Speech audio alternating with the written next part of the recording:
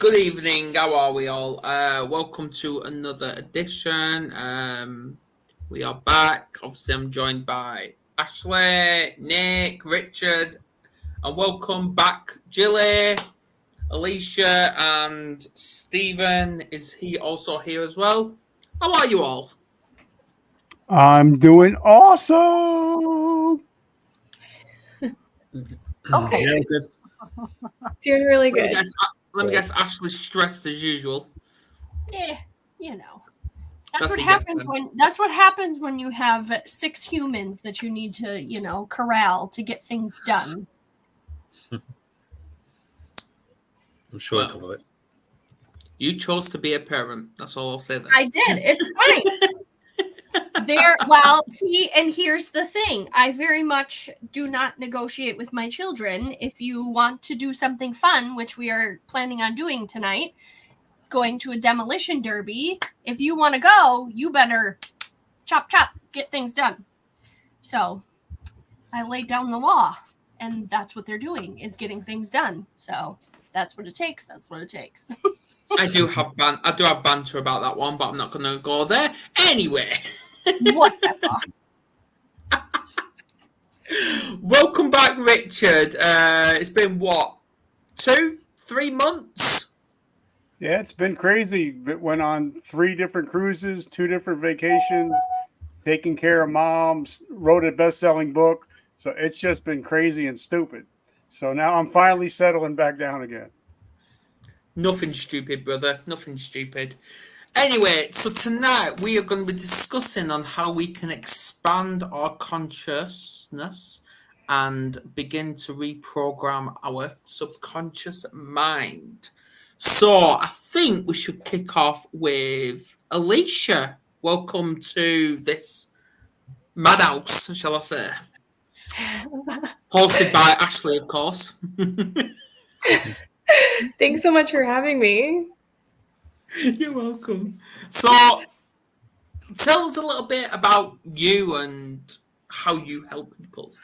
So I'm a mind-body mentor, which means I help people heal by using mind-body medicine, which is all about expanding your consciousness and getting to the root cause of your illness. It's essentially saying your mind and body are connected, so your thoughts and emotions are affecting your health, and there's an emotional underlying cause for everything that's showing up in your life, whether it's an acute illness, chronic illness, or even if it's not an illness. Our consciousness is creating our whole reality. It's just like a mirror reflection to show us what we're carrying. That's what I do. And I'm also a theta healer.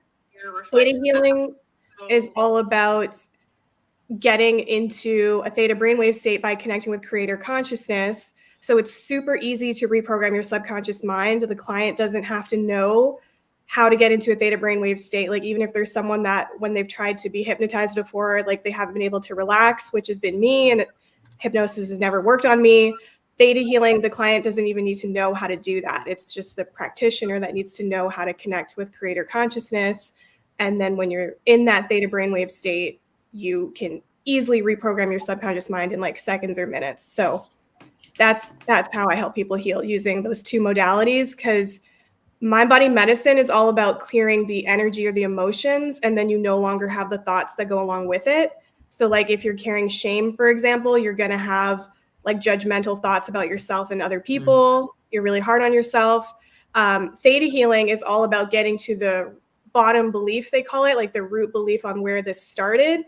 And then when you no longer have that belief, you don't have those emotions anymore. You don't feel shame anymore. So that's why I like to put the 2 of them together, because they're both very powerful. Yeah. Please do me a favor. Please hypnotize Ashley. I'm joking. If you haven't noticed already, Alisha, this is an ongoing weekly thing of us back and forth. And yeah. Really. She loves me, really. but yeah, wow. Does hypnotize... Go on, get your words out, Adam. Come on. I know you don't drink coffee, but does hypnotism actually work? So I don't hypnotize people, so I'm not going to speak to it. But yeah, I know, like, if you can get someone in a relaxed enough state, an alpha brainwave state or a theta brainwave state, that is the state you need to be in to reprogram your subconscious mind. Like if you do it in a beta brainwave state, like it's not going to work. So you could say affirmations all day long in a beta brainwave state, but it's not really sinking in. But I just find hypnosis to be very slow. So that's why I don't do it. I'm only ever looking for the fastest, most powerful ways to heal. And theta healing is a way to get into a theta brainwave state without having to do hypnosis. So that's why I like it. Any feedback, everyone? How did you discover this? I've only ever heard of hypnosis. I've never heard of. Yeah, so my mentor told me about it. There's a book that's called Theta Healing by Vianna Stibel. She actually has a bunch of books, but that's like the first book you'd want to read if you want to get into this. She had cancer in her leg many, many years ago, and she healed it. And people asked, like, how did you do that? She's like, I just asked God. And they're like, well, we pray to God all the time and we don't get anything. So what is it about how you did it? And that's when she got this like whole download, which is the technique of theta healing, which is a way to connect with the seventh plane of existence, as they call it. You can call it creator consciousness. You can call it God. You can call it source energy. It's like wherever you believe everything is created from, like that initial source where everything is created from is what we're connecting with. And when you connect with it, you automatically go into a theta brainwave state. It just happens. So yeah, I found it through my mentor and I've been learning about it for the past 2 years. I've taken like so many courses about it because to me, I just want to know the fastest way to heal. Like I'm not in, because I had severe depression for like 5 years and tried everything to heal and nothing was working for me. So like, I'm just not interested in struggling forever. And when I'm helping my clients, I don't want them to struggle for as long as I did. So I'm just always open to learning something, even if something is faster than what I'm doing, I'm willing to learn that and I'm willing to be wrong and be like, I've learned something even more powerful than this. And so I was doing mind-body medicine for years and recently started learning about theta healing and realizing it's like even faster than mind-body medicine. And so I'm willing to switch up the way that I do things. Wow. Yeah, I've literally just Googled it myself because I've never heard of it. I've literally because I've never heard of this myself. It says hypnotherapy for pregnancy and childbirth, also known as hypnobirthing, can help reduce stress and anxiety and prepare the mother for more comfortable birth. Yeah, I don't do hypnosis, but if you Google theta healing, you would have a better idea of what I'm talking about. Yeah. What is it? Like, what does it look like? If you can just describe like a session with a client. Yeah. So if I'm the practitioner, I need to get into the seventh plane of existence. So there's like a certain meditation that you do. You essentially bring Mother Earth energy up through your feet and then through all of your energy centers. And then you imagine there's this ball of light above the top of your head and you're inside of it. And then that light is going up through all the layers of the universe, all the seventh planes of existence, which I can tell you what they are after if you want to know. And it's just like a little meditation to get in. It takes 30 seconds really to get into the seventh plane of existence, which is creator consciousness, where everything is created from. And then the practitioner is automatically in a theta brainwave state. And then they ask for your permission as the client, can I connect with you in the seventh plane?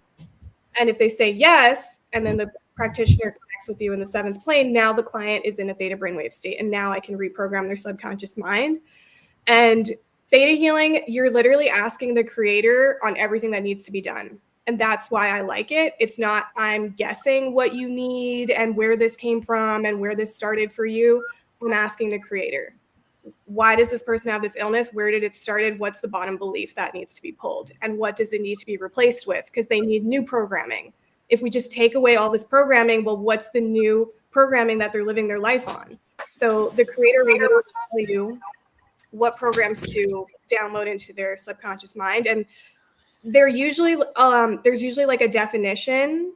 And there's also like, I know how to live my daily life, fill in the blank. I know what it feels like to fill in the blank. Like everything is covered. So it's not just like, oh, I love myself unconditionally. It's like, you know what the definition of love is, you know what it actually feels like, and you know how to live your daily life, loving yourself unconditionally, for example.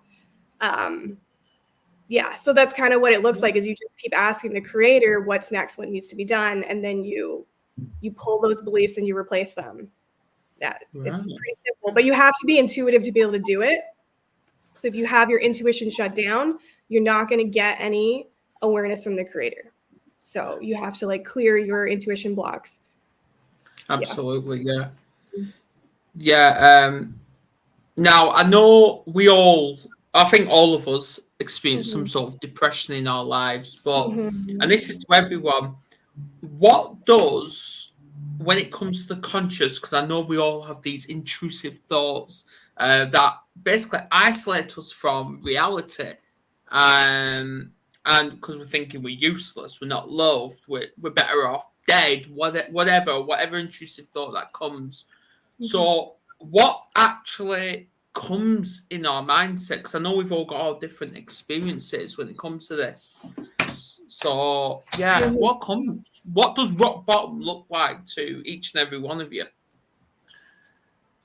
I find it fascinating what Alisha said, because I think we've heard, we only use like 10% of our brain, and that's like, I think, as I understand, that's like our conscious thoughts, and then there's 9% of untapped brain power there, which I think could represent the unconscious part, which we're not using actively. And I think when you're in deep sleep and you're in a REM sleep, when you're in that deep level of sleep, you're, again, as I understand it, you're going into such deep level of sleep that you're using the other part of your brain, because your mind's trying to work through your challenges and trying to work through things, and it goes into a much deeper level. But I find it fascinating what you said about meditation, because I think I know that people who meditate, really seriously, if you look at Buddhist monks who meditate all day, and their one aim is to try and get such a state of oneness with everything that they're at one with their consciousness and all consciousness. And then to them, when they do that, that's nirvana, they're one level.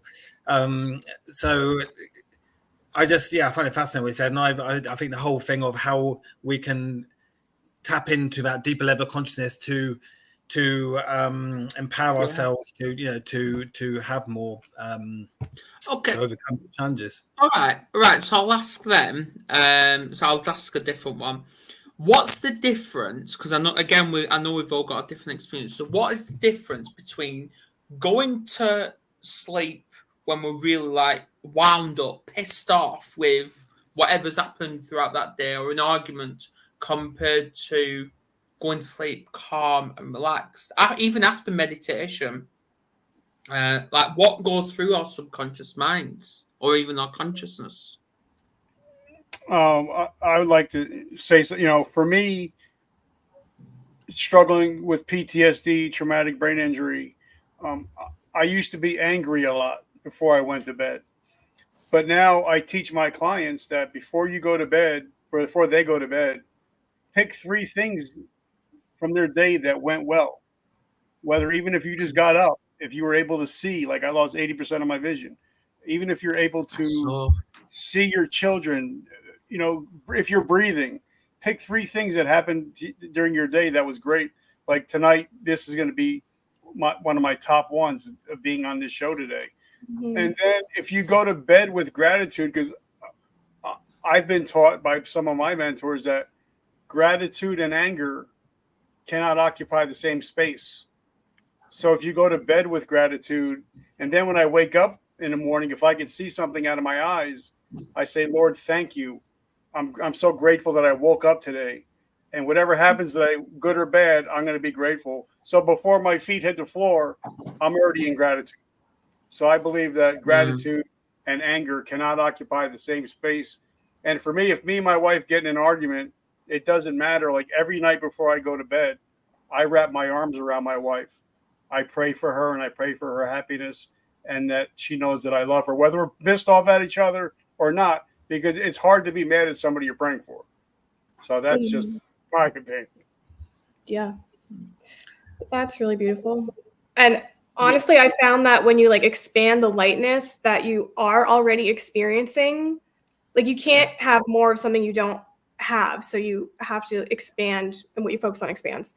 Yep. And that's something that helped me heal so much faster, is like, I actually brought awareness to like, I actually am feeling lighter today than I did last week.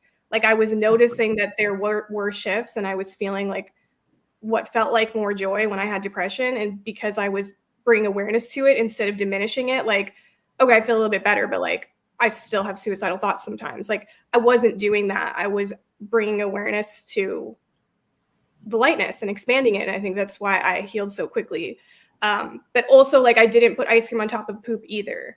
Like I had to allow myself to feel the hopelessness and despair and the shame and the fear, and not just be like, oh, I feel so great when I didn't feel great. It's only when I did feel lighter, I brought awareness to it and blew it up. And when I was feeling heaviness, I brought awareness to that. I brought awareness to whatever I was experiencing. I didn't suppress what I was feeling or make it wrong or try to change it. It was just like a part of me that needed compassion. So I like what Richard is saying. Also, yeah, Richard, what do you think, Stephen?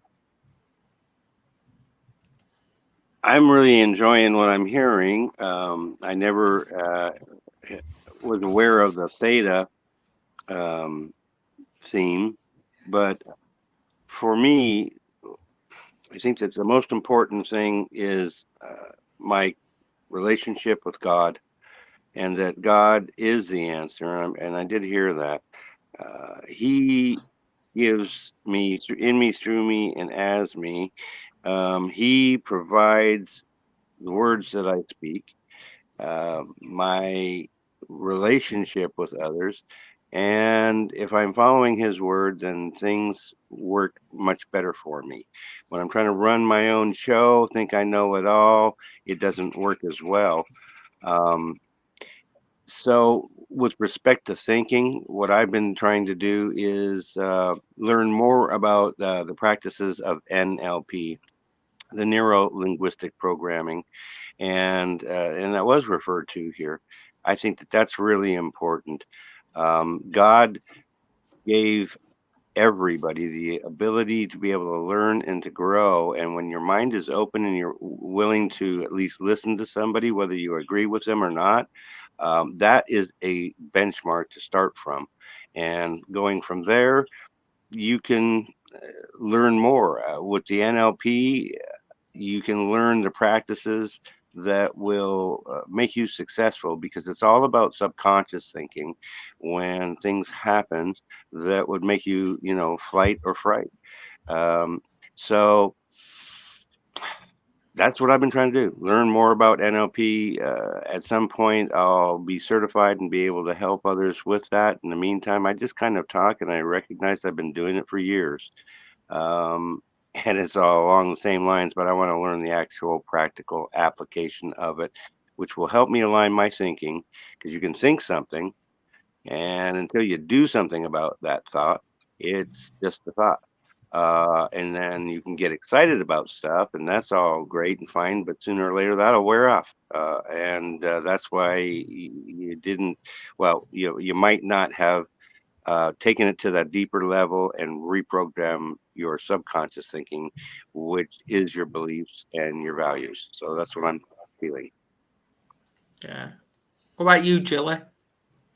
So I'm not an expert in this by any means, but so the last episode I did was about neurodiversity, and Yes. I have ADHD, and this was an area, was a specific area of interest that I had. So I've done research on consciousness and near-death experiences, and in graduate school written papers about it. And so now I just did like a refresher, but I really was into it. I mean, I did a lot of reading just for fun. And the reason I think I'm so interested in this topic is because, like a lot of people, I lost someone I really care about, my mom. And so I'm just interested in what happens after we die. And consciousness has a lot to do with that, because, the question is there consciousness that's outside of the brain? And if there is, what does that look like? And I think this is a topic that when I read about it, when I think about it, it makes me very anxious. And I think it's because this really is so deep and so complex. And as humans, it's hard for us to tap into that or to really wrap our brains around it. And I mean, today, Sam Parnia is like a big researcher in this area, and he ran a study called the AWARE study. I don't know if you guys have heard of it. But it's a really cool study where you have Yeah, I was obsessed with it. Obsessed. I followed it like over years. But the Aware 2 study in 2023 was published, and I think that was kind of like the end of it. I don't know if they're still collecting data, but they basically planted like stimuli in hospital rooms, so that way people who were undergoing like cardiac arrest could report back on whether they saw or heard any of the stimuli. And then he also like conducted interviews with the survivors to see if, you know, what their experience was after they died or lost consciousness. And so basically the reason this research was brought about is because there are a lot of stories of people who report across cultures the same phenomena for near-death experiences. Like when we die, a lot of people will describe seeing a light, a tunnel, feeling the presence of a being, seeing relatives. There are all these like different sub-themes that are described. And so expectedly, you know, this research lab is getting a lot of backlash from the scientific community because, like I said before, we want to, you know, we like concrete and, you know, we like simple and science, you know, just very easy measurable science. And this is not that. And that's why I think we're all looking at Alisha like she has 3 heads in a nice way, because we're like, what the hell is this, you know? But that's because it's difficult to understand. But I think we need to go into it with an open curiosity. And there's a reason it's so complicated, you know, to understand. But anyway, like I read the book, Many Lives, Many Masters, when I was much younger. The other book I loved was Eben Alexander's Life After Death. Yep. And so, and he's a neurologist, I think, or a neuroscientist, something like that. He's a neurologist. But he basically had a near-death experience himself. And he was very much part of, like, on the side of there is no life after death. And then he had a near-death experience and he completely changed his mindset. And he wrote this book. And so anyway, yeah, I think it's like we've got this basic level of consciousness, and there are these deeper levels of consciousness that are really hard to tap into. But overall, the main message that is sent by people who have these experiences is that we're all here for a purpose. So it's about figuring out what is your purpose, and that, you know, we're all interconnected in some way. So I know that sounds super hippy dippy, but a lot of people have like a life review where they, well, you know, when they're dying or when they're dead, that's a question, they remember all of these interactions that they had with other people, and they even felt the experiences from other people's points of view. So if you were in the military, then you felt the pain of not only the person who you hurt, but also their family members, which just shows like how consciousness is so broad, and how it, you know, it really is kind of, it's interconnected. And I think that's a message that's very powerful, that I think a lot of people may not understand, but it would improve, I think, a lot of people's behavior and a lot of people's mental health if they, I think, consider that in their actions. Nick? Yeah, I mean, one thing I think is, I think we humans, we're very good at, but not, you know, we're very bad at getting over things. We tend to sort of think by our human nature is to dwell on things and overthink things, and you know, I think we love doing that, you know, and we're not very good at moving on, you know, and obviously the bigger the challenge or the trauma, obviously the harder it is to move on, understandably. But what we tend to do, I think, is if we deal with it on a conscious level, we suppress it to a subconscious level, and maybe we think we've dealt with it, but what we find is obviously it's not dealt with and it resurfaces. And often the only way to really deal with things is whether it's hypnotherapy or at least your approach, you know, is to go at a deeper level and really resolve it, you know, at a deeper level. I think, yeah, I mean, I certainly, I mean, I certainly know that from my own experience, and I think for me, that's what I think, you know, that is something there, you know, there about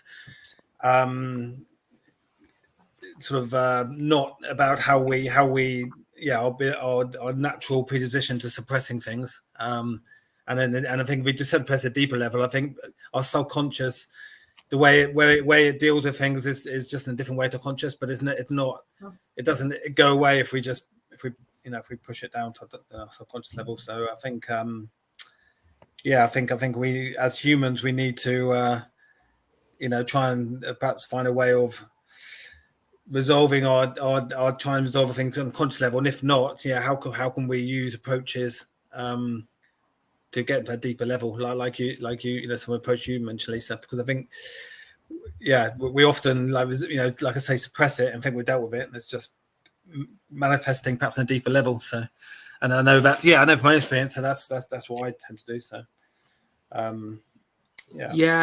because obviously I had that experience today because I was just sat eating my tea and I didn't finish it because I literally just went blank, and Kerry noticed it as well, and she's like, "Are you okay?" And I'm like, "No, I'm not. What's going on? Do you want to talk?" I'm like, "I wish I knew what to say," and she tried getting me to say what was on my mind. I'm like, "I don't know.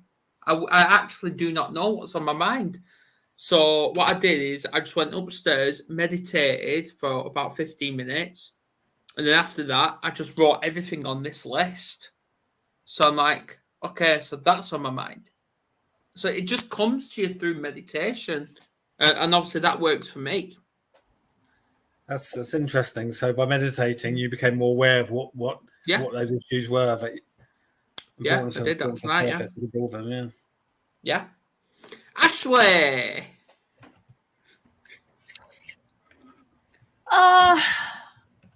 I think going back to like what Richard said, going to bed with gratitude. Now, I'm not perfect at that, but you just notice when you do have like an off day or you have that heaviness and you go to bed angry or whatever it is, your sleep is very altered. It's not very even keel. You might be in REM less or in that theta state less because you can't, it's just swirling in your brain.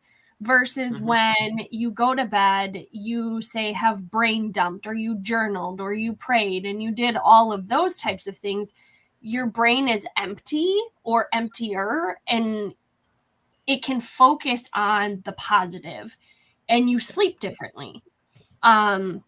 I noticed that very much just recently. My husband and I got into an argument and he went to bed and then I came to bed later and I slept terrible because it was just all of these thoughts swirling through my brain. And then I'm thinking, are you going to like acknowledge what's going on? And, all of the things. And he's sleeping away. So, and as women as well, because we have so much connection and wiring to emotions, it makes it a little bit harder for us to sometimes get into that quiet space because everything is firing. And then we're thinking, okay, I've got to get this. I've got to get this. I got to do this. And like everything is swirling versus men think in more like box systems. And one box comes out, the other, and the boxes, I've read the book, men are like waffles, women are like spaghetti. So it's very box thinking, and we are the pile of spaghetti. So for me to get into that state of, okay, I just want to like do some either meditation or deep breathing and just kind of quiet myself, all of a sudden then I hear a noise and then I hear the kids and then I hear this and so it does not go well for me, which is another reason why I don't get into affirmations really very much either, because I can't quiet my mind enough to let those truly soak in because it is going so much. So I am very much a journaler. either gratitude journaling or prayer journaling or whatever that looks like, I have to write things out on paper to empty this. So. And does it work? Does what work? As far as journaling? Yeah. Okay. I think the analogy that Alisha gave before was very good, and I'm definitely going to steal that. Like the ice cream on the poop. That's awesome. Yeah. But that I definitely agree with that, and that's how I feel also from like the reading that I've done, like on consciousness, and I think it's more about awareness and compassion, and just noticing. Right? Yeah. Like that, it's about getting to a point where you're just, okay, whatever is, right? And then while you're awake and kicking, you should, be doing things that are good for society, like, altruistic, in addition to living your life, because your purpose probably has something to do with giving to or helping other people grow with you. Yeah, when you're in pure awareness, you're not in resistance. So then your body can work as it's designed. That's why there's so much power in awareness instead of resistance or forcing yourself to be positive when you actually feel like shit. Like that's just another form of resistance, really. That's not giving yourself compassion. And what I find with sleep too is a lot of the times why people have trouble sleeping is because they're not bringing awareness and presence to what they're feeling all day. So then when they go to slow down at night, now you feel everything because you're starting to not resist. You're not busy doing other stuff. So you're not resisting as much. And now you feel everything you're feeling right before you're about to go to bed. And then you have trouble sleeping. So it's not even just about the practice you do right before bed. It's how do you live your day? How present are you throughout the day? It's so important. See, that's interesting, Alisha, because a lot of us mask during the day, and obviously I've got a daughter that goes to school, unfortunately, and she masks a lot. Even our eldest, he masks a lot. So a good 6 hours a day he's masking. But then when they come home, they're full of rage, they're full of anger, and then it's like when obviously at night time, their bedtime's at 9 o'clock. Yeah. But it's like 11, 12 o'clock before she actually falls asleep. Yeah. So it just shows. Yeah, and they're reflections of you. So I see it all the time when the parent just heals what's in them, the child heals. The child never has to do any sort of healing work at all because they're not separate from you. So they're just mirroring something to you, like maybe you also kind of suppress what you're feeling and mask what you're feeling and things like that. But yeah, you have the power to heal this for them. Yep. Ooh. So Adam's like, oh. Not had that before. Not had that. So Adam, when you say your kids are masking, do you mean they're basically hiding their true feelings? Yes. I think Gilly can obviously say it as well, but with being a neurodivergent or even neurotypical, they mask the true identity, and they pretend to be someone they're not. Right. Yeah, men do it as well. Men masks all the time, but I know when it comes.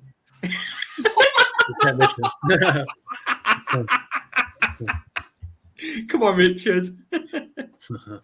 We all do it, but again, like one of the young ladies was saying that, and excuse my language, but self-awareness is a motherfucker. Because once you become self-aware, then you don't have an excuse. So for me, and you guys see my social media pages, you see my business. I don't hide anything. I don't mask anything anymore. If I have a thought, it's coming out, and I go to bed just friggin' fine now. And I think that, but it all comes to self-awareness and being present. And I think for me, when I teach my clients, your family appreciates your presence more than your presence. Yeah. Put the fucking phone down. Mhm. You know, spending time with, like, when my wife, even if she has something to say during the week, I put my phone down, I take my reading glasses off, and I look in her eyes, and I make her feel like she's being heard. And I think a lot of our families don't um, feel like they're being heard, but we won't know that unless we start being self-aware of what we're doing at every moment during the day. Absolutely. I'm glad you mentioned that because I actually want to bring up about how we bounce back, how we come back. So I'm going to nick your nickname for a little bit, Richard. so I wanted to obviously, interrupt real quick here, if I could. I have to run. I'm okay. really enjoying this information, and I hope that people are getting something out of this. And I think that what I had to do was this: let go of the mask. That this I'm somebody. I am God's child. That's what I am.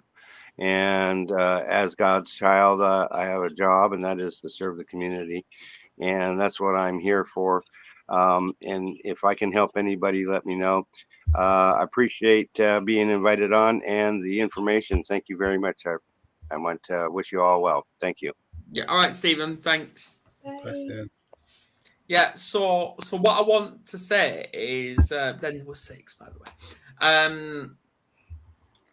For people that know me, know that I go to AA weekly, and I can admit right now, my partner, she's not always been supportive of that. Not always, but I think now for them to understand what an alcoholic goes through, they need to get involved with this. And that's why she's now started reading the Alcohol Anonymous book, which I think is fucking fantastic. Because that's what it does. It gets them involved because it's not just our journeys, the family's journey, and we're all involved in this. So that's what I want to ask is, and I'm going to ask each and every one of you, when did it come to the point when you were feeling shit and you thought, you know what, I'm sick of this life, I'm sick of feeling like this, I want to do something with my life, I want to come back, I want to bounce back. So yeah, if that makes sense. Well, for me, there was 3 points in my life. One is when I almost went to jail for 5 years for grand larceny. 9/11 changed my life. And then the 2 suicide attempts I had, and the most recent one was about 12 weeks ago. And for me, it's you get sick and tired of being sick and tired. And no matter what we do, like we talk about masks, we all look great here, but we're all going through our shit. And sometimes coaches don't have coaches. And for me, that's when I realized, wait a minute, I'm helping all these people, but I don't have somebody that in my corner. Now, to your point, I've been sober going on 36 years. And when I got sober, my sponsor told me, it's not everybody else's around you, their problem. And some of them are not going to like that you're going to get sober, because a lot of times you're going to start seeing shit that they're doing, and you're going to start calling them out on their shit. Like when I first got sober, I went to dinner for Thanksgiving, and I had about a year, I think, and people started talking shit at me. So I went around the table, and I'm like, you're addicted to this, you're addicted to this, your husband's cheating on you, blah, blah, blah. And I called out all their bullshit. So sometimes the person in your own house will not always be your biggest fan. And because my wife can have a drink, my wife can have wine, whatever. I got shit ton of liquor in my house. I just don't drink. But it's not her problem. It's great that she knows that she's been to NA meetings, she's gone to speaker meetings and all that, but it's not her problem. I'm the one that's allergic. That's like me being allergic to peanuts and telling you not to eat a peanut butter sandwich. It's not their problem. So I think for people that are getting sober, that's one of the reasons why they go back out is because they're worrying about what everybody else is thinking. So and I think it's great that your partner is actually getting involved with it. But so, like I said, sometimes they don't. After a while, they don't want to see you getting healthy because you start moving on or moving past them, and they're still in the same spot. Yeah. Ashley. First, I want to say, I bet you that was a freaking interesting Thanksgiving. It was never forgotten. Oh, I can't imagine that it was. I think for me, when I really hit my lowest points was after I was sick. And that was 6 years ago. And having to deal with setting the expectation that was higher than what I knew other people could meet that were around me. Expecting them to understand what I had gone through, and they needed to change, but I didn't need to, kind of a thought process. And I think ultimately I really just forgot who I was. Again, being burned out, hospitalized, severe infection, dealing with the recovery of all of that. My marriage was on the rocks. It was just everything pressing down, and I didn't know how, in a healthy way, to necessarily cope with it or understand where my value came from. And ultimately, I had a pastor friend that told me, Ashley, why are you still married? And I was like, well, I love him. He's like, but that's not a reason.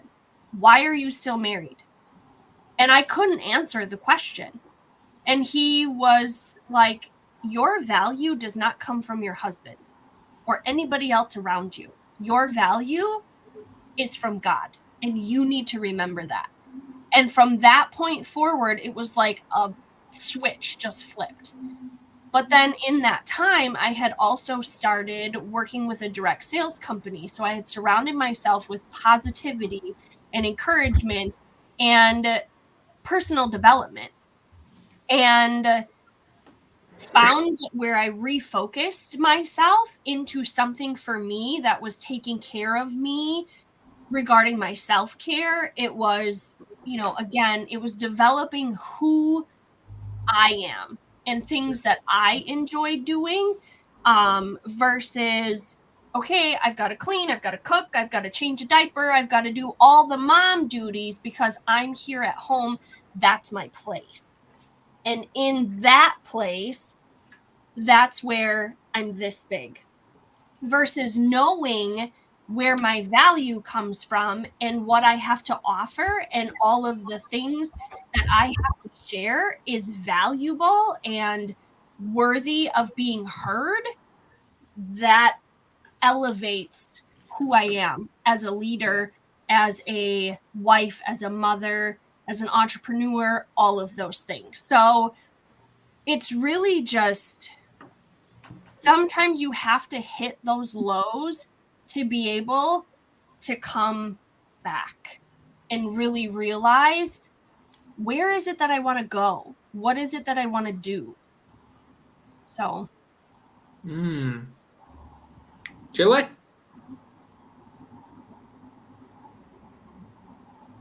Sorry, I had it muted because my kids are That's home. It's the kids. Yeah, I'm still affected by what Richard said before.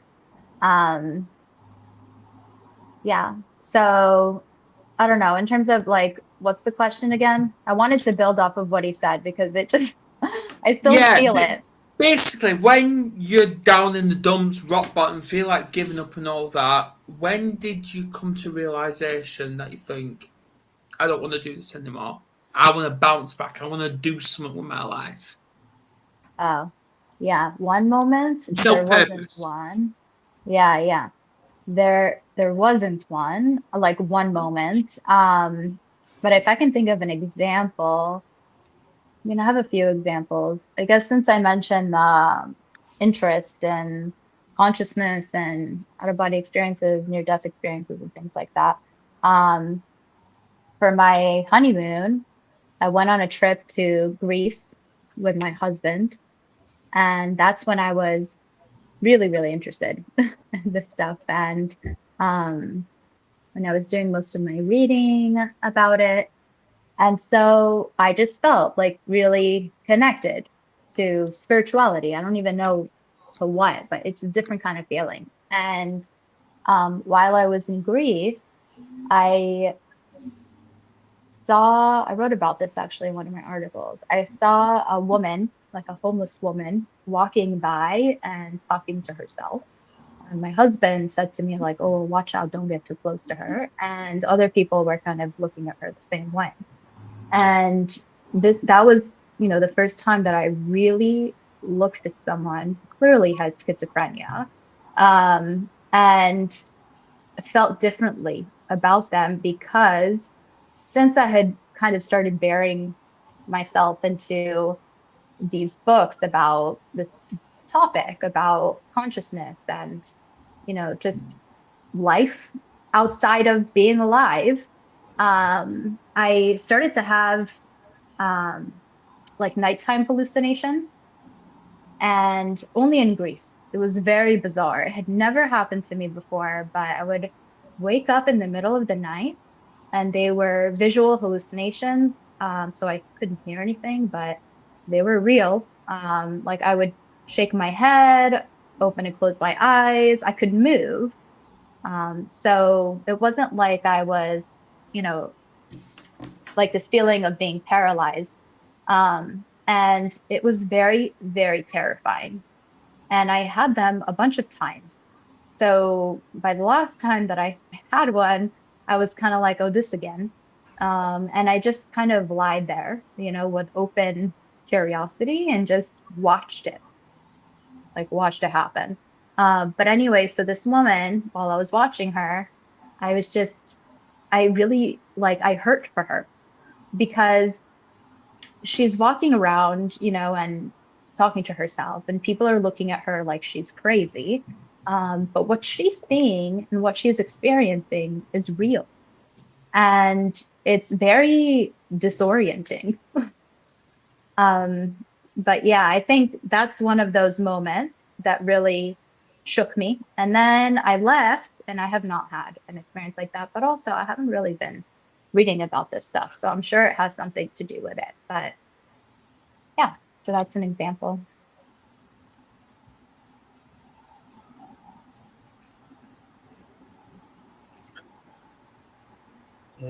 We lost Adam. Vanished. He disappeared into the pool. Vanished. Like that choice. Or if I could Actually- share. Oh. Oh no, go ahead. Well, I could share mine. So so I the challenging part of my life. I was in a sort of a career job, and I was made redundant and struggled at work, and a lot of the stress and things. And I ended up splitting up my wife, and then COVID came along, ended up being homeless. So I was and then I was not seeing my young son, who was 3 at the time. And then eventually I moved in with some family down the south coast of England. But her 13-year-old son, who had Prader-Willis syndrome, killed himself off a cliffs. And my stepsister had a nervous breakdown. And all these things, one after the other, were happening. And I was losing everything in my life one by one. And I was guessing, so that was definitely my pivotal moment where, I'd clear, my brain was going to explode. It was, increasingly voices saying, well, you've lost that, you're failing at that. And I was, everything that's important to me, I was losing. And then I was asked to leave that house, and I thought, well, I'm back being homeless again, no work, my family, my kid. And I think, obviously you lose your confidence, you lose your identity, everything that, is important part of who you are, all these things that give you purpose and and you know, in life, you know, I'd lost to those, so I didn't have a purpose. I was, you know, and I think it was that overwhelm of constant bombardment, like I felt like the head's going to explode every day and every night. So that was my bit of a moment. I mean, I think what I did or knew I had to do was basically to try and have an awareness. Well, actually, I had to accept it. You know, I've said, okay, all the stuff's happened, and you know, and try and sort of you know, clear it all out and accept everything that's happened and my situation, and a massive acceptance, so I could start fresh in my mind, you know, and build it up step by step, you know, from the beginning. But you know, you can build up the practical things, you know, you can get back on your feet, but I think the mental, you know, the knocks mentally are the harder thing to build up, you know. You can so for me that was the biggest struggle, you know. I got back on my feet practical way, but get my confidence back and my identity back after those couple of years, but was the hardest thing. But yeah, that was definitely a big learning curve for me. So yeah, that's my story. Mm-hmm. Bathroom break, you okay, buddy? You all right? Yeah. Just obviously someone's at door, and then Kerry's struggling with wired. So yeah, it's all happening. It's all happening tonight. I think the toddler years have come early. Yeah. Sorry, I missed your speech, Nick. No worries. I think you've heard it before. I can go back and rewatch it. Alisha.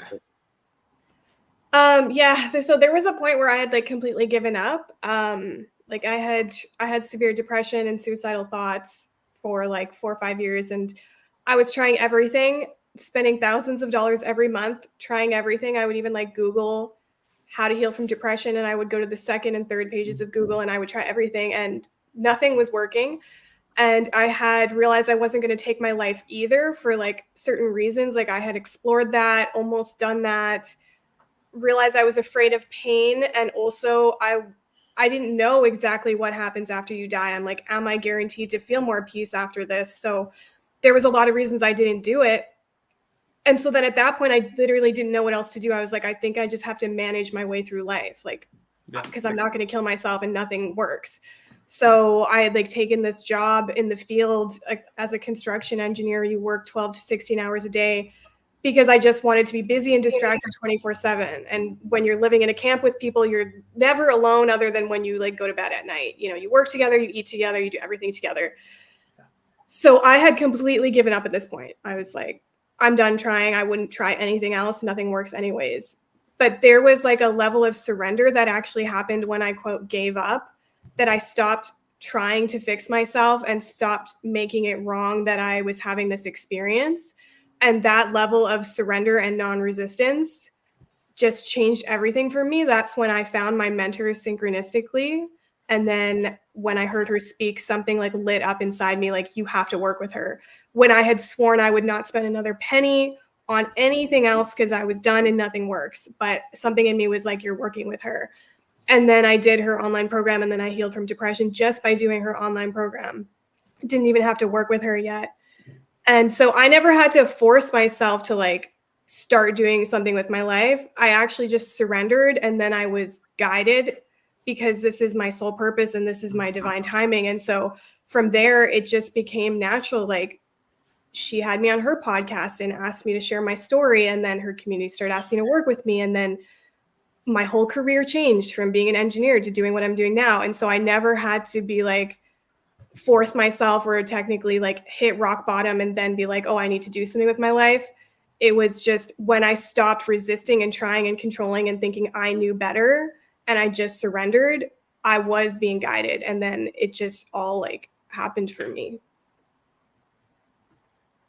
Yeah, absolutely. And obviously with me, I were pretty much similar to Richard. When I was feeling shit, it actually took me to try and end my life in 2019 to actually think, I can't die. I can't. And it took one day where after the 3 weeks of me living in my bedroom because I was petrified just to even come top of the steps. I was petrified. I literally just sat on the settee playing on my phone, looked at my kids who looked absolutely miserable and bored. I'm thinking, what the fuck are you doing, Adam? Do something then. Be a parent. Stop neglecting them. So that's what I did. I just thought, you know what? Just bounce back. And as thoughts come since, yes, but I'm here. Caffeine free and alcohol free. So yeah, all systems go. I suppose it goes back to like no one being proud of what you've achieved, and we've all everyone's achieved perhaps more than we all realise, and been grateful for what we've achieved and what we've got, but also that why the why is what drives us and keeps us going, inspires and motivates us. And similar to Adam, I got my 8-year-old child now. When I was at my lowest point and I was ready to give up, I was so depressed. I felt like I was fighting to something worse. But it was my 3-year-old son at the time that kept me going, and that and like having that that strong why. I knew that whatever life threw at me, I had to get through because of him. So I guess it's having that strong why to get going. Absolutely. How we got. Absolutely, that's what it's all about. And Noah's a good kid anyway, by the way. He's a good kid. You met him. I met him, yeah. All right. Okay. So, yeah. Any final words before we wrap up? I would like to say something. And I mentioned it on every day on my podcast. If we have 1,350 episodes.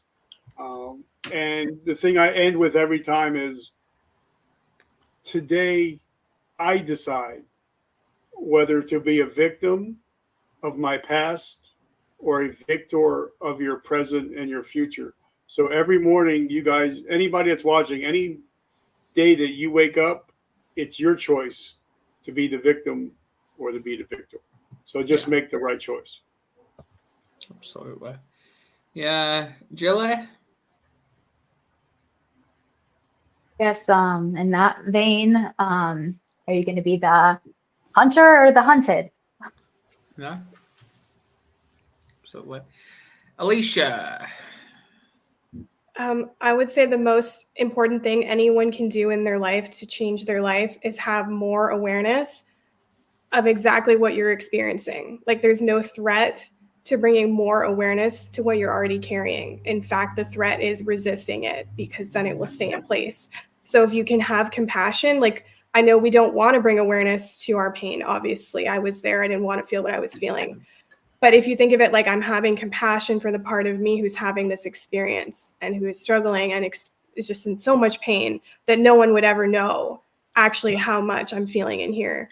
That is love, and love is what heals. Love is 500 on the human scale of consciousness. That's where instantaneous healing can happen. That's what your body actually needs. So the most important thing you can do is have compassion for yourself and more awareness. That's what I wanted to share. I actually also wanted to share with Richard, I had issues with my eyesight as well. Like, I literally couldn't see in the left side of both of my eyes, and doctors told me I'd never be able to heal that. And then I had one theta healing session and it was gone, because it was like things I wasn't willing to see and things like that. And so I just wanted you to know, if I had something and someone knew of a resource available for me, I just would want someone to share it with me, and you can see if that resonates with you, because it's 100% available for you. Absolutely. There you go. There you go. So obviously I'll connect you both if you want after this. Yeah. Ashley. Final thoughts. I think, like Alisha said, having that awareness, but also being open. Be open to what's available to you, because if you are going down the path of traditional in Western medicine and it's not giving you the results that you're looking for, if there's something that you are struggling with, whether it be depression, PTSD, whatever it is, seek alternative methods. Yes. Because if you're closed off to it, then yes, absolutely, it's not going to work. But if you become open to see other people's stories and what's out there and what's available that could help you, isn't it worth it? Isn't it worth it? And realizing that you're worth it to feel better as a human, as a person that has something to contribute to society, then it can be a game changer if you're open and willing. Absolutely. And Nick? I guess I think one of the most empowering or liberating things is to say, you know, when we have feelings of, you know, we failed, or, you know, or things we've done, you know, stresses or things, you know, criticize ourselves, the most liberating thing is to say, so what, and let it go. Because it's too easy to hold on and overthink and make these into bigger things in the mind. But the most liberating thing is to say, so what, and try and let these things go as much as possible. Absolutely. And my quote is, live life, don't let life live you. So, yeah. Or maybe don't sleep, don't dream your dreams, go and chase them. So, yeah, I think that's it. Thanks everyone, including Stephen, to come on. Next week, obviously, Ashley and Nick are back. We're discussing about self-care, aren't we, Ashley? Yeah, Nick. The topic has changed because the guest has cancelled. So we're discussing about what is the true meaning of self-care. Okay, that's good. And that's what I love about these topics; they just bounce off each other. Yeah, that's a good topic. Be good. Absolutely. So at the same time next week. Are you coming back, Richard? Yeah, and actually, I just did an episode about how the caregiver needs to have self-care because you can't pour from an empty cup. So I think this would be a friggin' awesome episode. Absolutely. That'd Yes. Nice. So I want to thank Gilly as usual for coming on. You're welcome back anytime. Same with you, Alisha. Please do subscribe, share, and let's keep kicking ass. Nice to meet you, Alisha. Literally. Nice to meet you guys. You're welcome. Hi, everyone. I'll connect Alisha and Richard after this. Okay. All right. Yeah. Awesome. Cheers. Right. Okay. Bye.